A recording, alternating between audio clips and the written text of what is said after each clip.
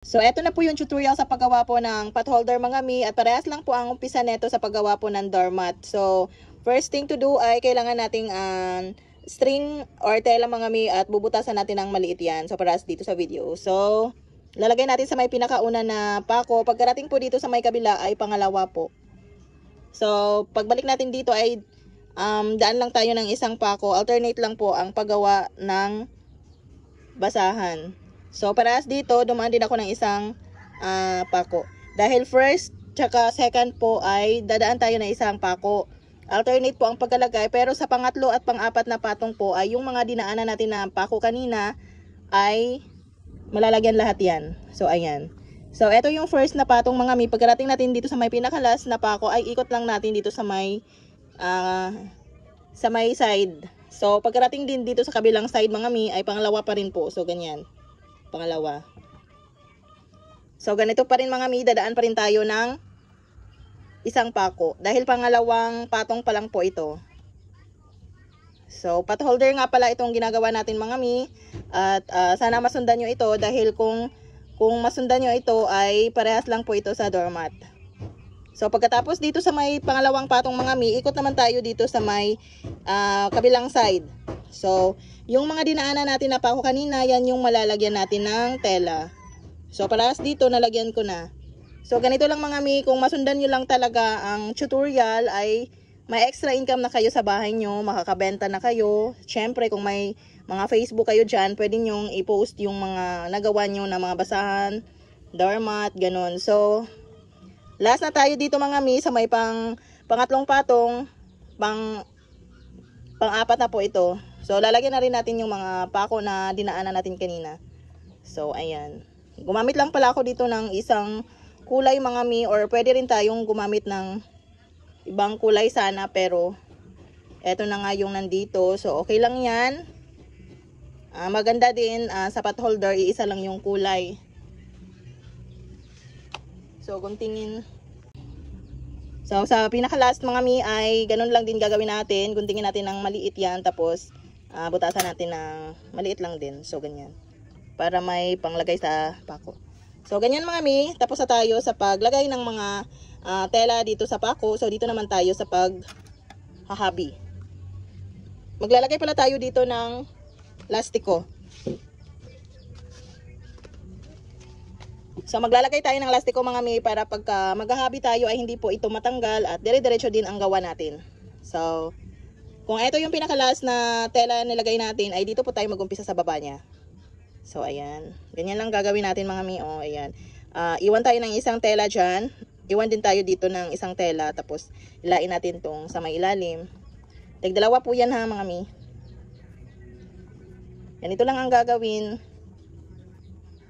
So, madali lang po ito pag masundan. Ganon pa rin po. Dalawa pa rin. Ayan, dire-diretso. So, baba natin ang dalawa. Dalawa yan mga miyo. Ayan. So, sa susunod, gagawa rin ako ng tutorial sa pag may darating sa akin na tela na plain. Nag-order na kasi ako ng plain. So, gagawa rin ako ng tutorial para sa plain na kulay. Para syempre matuto rin kayo at may extra income rin kayo sa bahay nyo. Katulad ko na nasa bahay lang. So, ayan, napakagandang extra income. Makakatulong tayo sa mga asawa natin na araw-araw din nagtatrabaho para sa atin. Makakaambag na tayo kahit papano. Kahit ganito lang ay malaking tulong na. So, paulit-ulit lang ang paghahabi mga mi hanggang sa matapos tayo. Kaya gumamit po ako ng pot holder para mabilis po tayong matapos at hindi gaanong mahaba yung video natin. So, last na. Ang size pala nito mga mi ay 23 cm. Tapos, yung mga pako ay same lang po, tag 15 piraso. So, ayan. So, tapos na tayong maghabi mga mi. So, maglalak na tayo. Wait, hanapin ko yung panglock. So, maglalak na tayo. Ito yung pinakauna na tela. So, dito tayo mag-umpisa. Ito yung pinakaunang tela na nilagay ko. So, dito tayo mag-usay. Ganyan lang. Gamit pala tayo ng hook mga mi. Tapos, yan. Kunin din tong pangalawa. Pasok lang natin. Ganyan lang yung paglock. Napakadali lang mga mima. Basta masundan nyo lang yung video. Pero sa mga naguguluhan, syempre di naman makuha agad-agad. Gagawa pa rin tayo ng tutorial hanggang sa maraming matututo. At makagawa po ng ganitong mga extra income sa bahay. So, ayan, naglalak na po tayo. Ikot lang natin mga mi hanggang sa makarating din tayo kung saan tayo nag-umpisa sa paglalak. So, sana po masundan ng iba or sa mga nanonood para makakagawa rin kayo. Malaking tulong to sa atin.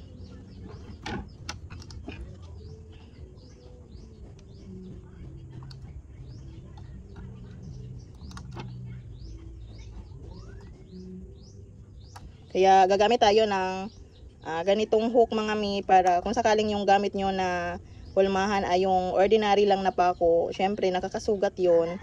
Etong sa aking gamit ko mga mi ay medyo mamahalin ito na pako, kaya okay lang kahit di tayo gagamit ng tawag na ito, hook. Pero nasanay na rin kasi ako na gumagamit ng hook, kaya ayan. So pang last natin tong nalagyan natin ng lastiko. Tanggalin natin yung lastiko para ilak na natin to. So sundan lang natin kasi itong pinakalas mga mi ay magsisitanggalan na talaga sa pako. So syempre kailangan din natin kung ano yung nauna na tela, yun din yung una nating ilalak. Sundan lang natin para sure na okay yung gawa natin na pot holder or doormat. Same lang ang umpisa nito hanggang sa matapos. So ayan, itatali lang natin to. So ito na yung gawa natin na doormat, pot holder. So ayan, hilutin lang natin yan syempre para mag-square po siya. Ayan. So sana may natutunan kayo. Salamat.